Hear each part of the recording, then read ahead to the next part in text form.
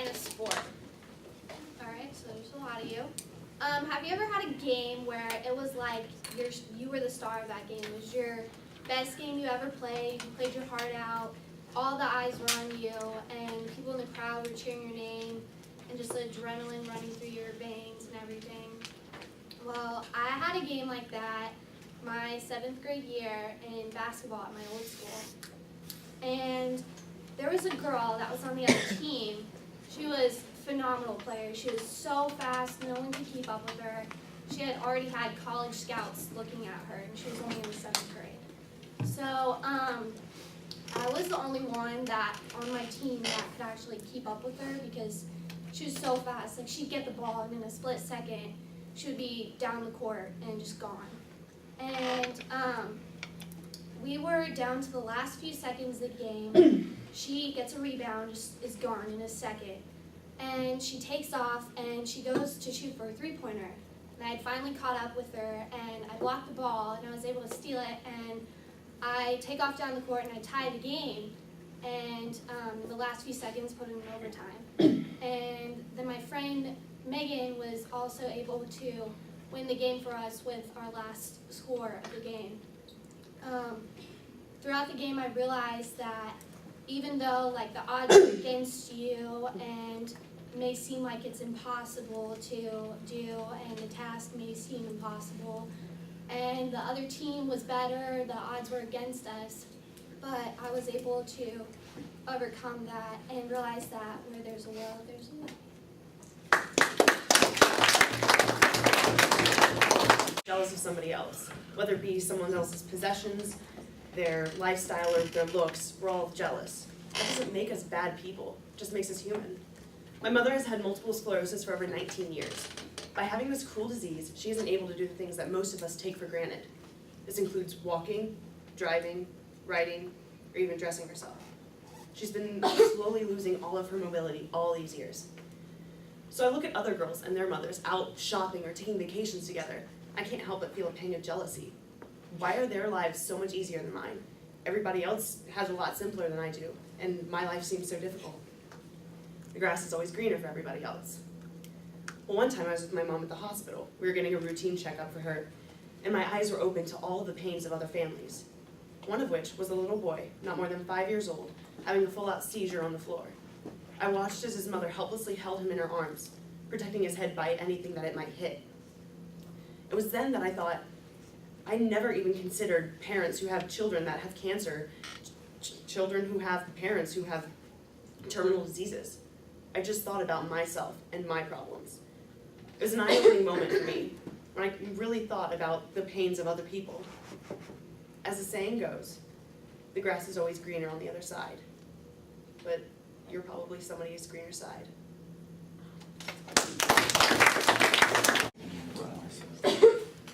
No. Just kidding. We were the ones who practiced our Batman voices nightly, who accidentally drove the lawnmower through the pool, who laughed endlessly at jokes that weren't nearly as funny as we found them to be, and who built shelves in the garage just so they can fall in the new car the very next day.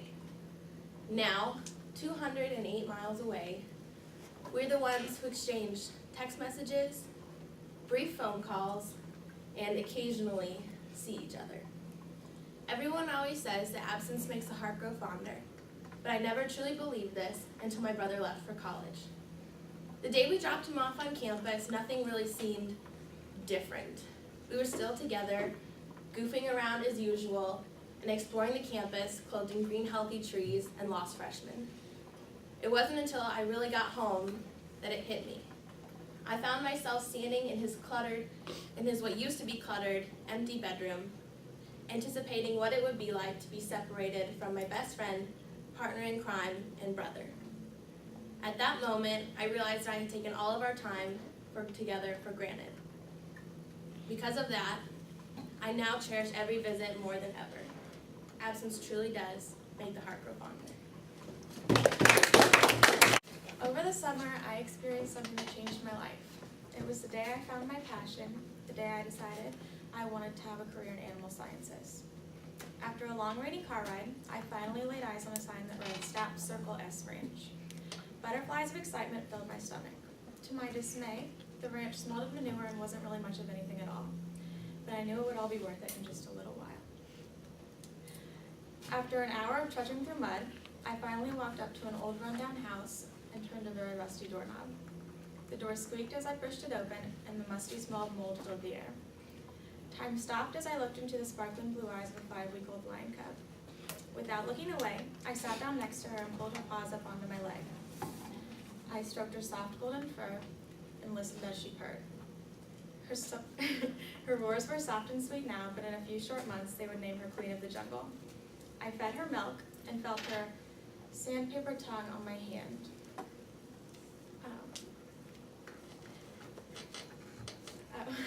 It was finally time to go, and I gave her a kiss on her little mouth that would soon devour things twice my size. I knew it was a bad idea, but I had to be able to say I've kissed a lion. It is my dream to work with and study exotic animals like lions, but only time will tell if I will be able to live my dream. Working at BAC has taught me so many new things about kids. I have experienced good, bad, scary, and funny moments with all of these children. I learned that girls tend to be clean and sweet, and boys are more funny and troublesome. One day at BAC, we were practicing fire drills and tornado drills, and we had just been explaining to all the kids where to go in case of a fire drill, and they were really rambunctious because they just had snacked. So they were like having a sugar high. And Leanne, my lead, was getting really upset with all the kids, and she was just lecturing them. And then she said, finally, okay you guys, I am just going to say fire, and you have to react. And then she keeps lecturing them. So then she finally starts yelling, fire, fire, fire. And one little girl stands up, and her name is Erin Crawford, and she just starts screaming bloody murder. And I had to calm her down, and then she went and lined up. And then there were 2 kindergartners at the back table, Sam and Ellie. And I said, Sam, Ellie, come on, there's a fire, we have to get out. And Ellie went up, and she went to go line up. And then Sam was in the back, and he just sat there. And I said, Sam, come on, we have to go, there's a fire in the building, we have to leave. And he looks up in like pure fear on his face. And he just starts bawling, and he said, I can't, and he's like yelling, and then I was like wondering why, and he lifts up his leg. He had tied his shoe to the table, and this was not like a standard double knot, this was like a 10-knotter at least. So that was just one day at BAC, and boys are silly, and all in all, they have taught me one important lesson, that boys are and always will be boys.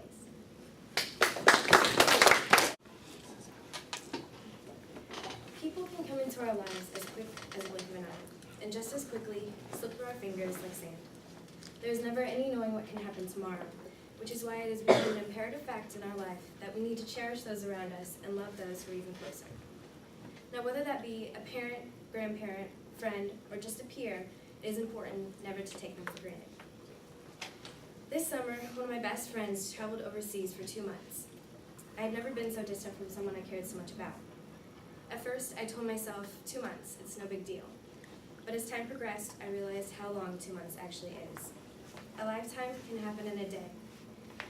And when I had to subtract someone out of my life like that, I discovered what it truly felt like to lose someone. Yes, I've lost family members, and yes, it was devastating. But when I lost my grandfather, who I cared so much about, I knew he'd be going to a better place, and he would be happier in heaven. In this situation, it was different. Even though my friend wasn't gone forever, I still felt like a huge part of my life was missing. Every day, I didn't get to talk to him or see him like usual. There was an ocean between us, literally. Then one day, when I was talking to a family friend about the situation, she told me something that has stuck with me ever since. She told me, absence makes the heart grow fonder. And now I finally understand it. Each day is not to be wasted worrying about moments where I did or said something that I might regret towards someone that I care about. Losing someone, even if it's just for a little while, can make you realize how much you care for that person. And it can teach you to appreciate them, spending time with them every day, because you never know, the next one might be your last.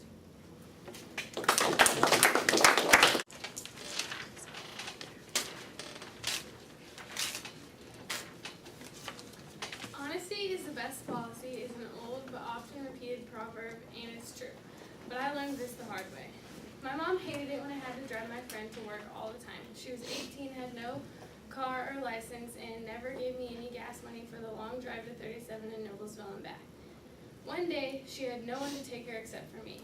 Knowing that my mom would tell me not to take her, or just to stop the fact that she'd be mad at me at taking her, I lied to her and told her that I was just going over to my friend Sam's house for a little while after school. As I was leaving to take her to work, my mom called to tell me that she wanted me to come home right then. I just continued on with my lie and said okay. Knowing that my mom knew how long it took me to get home from Sam's house compared to how long it took me to get home from her work, which was significantly longer, I quickly hurried home and ended up driving a little too fast. When the three most hated colors that nobody wants to see behind their car started flashing in my rearview mirror.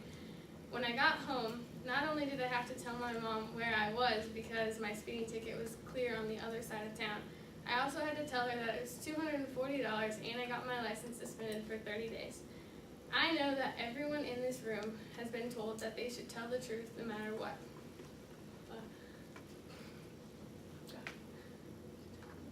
But yeah, honesty is the best policy.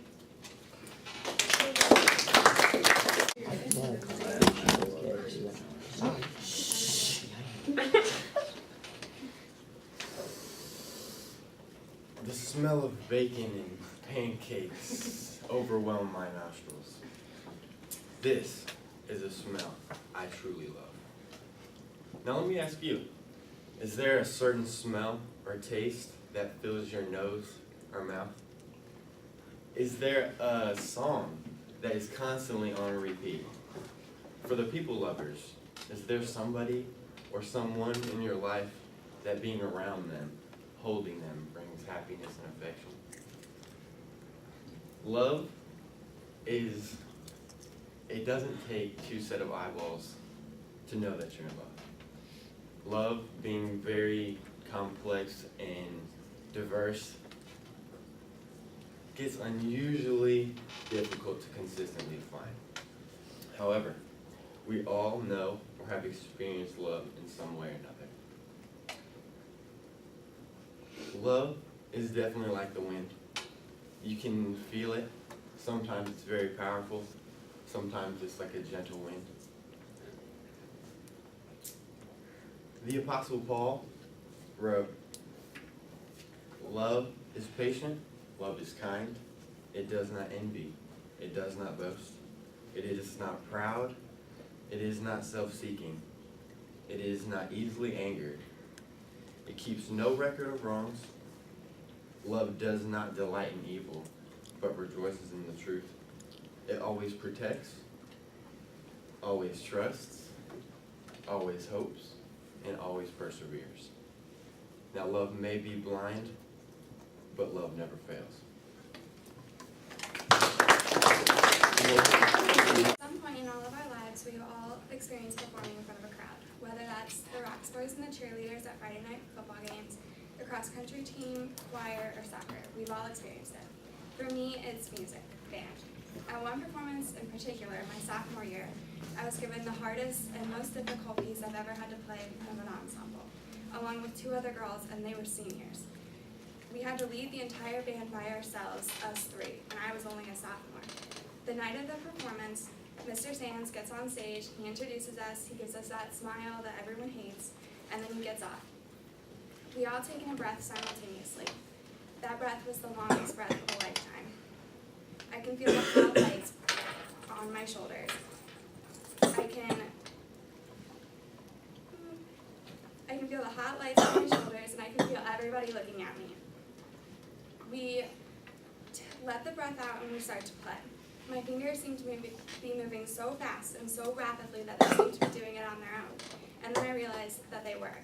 Over the last 6 weeks of practice, I had memorized my piece.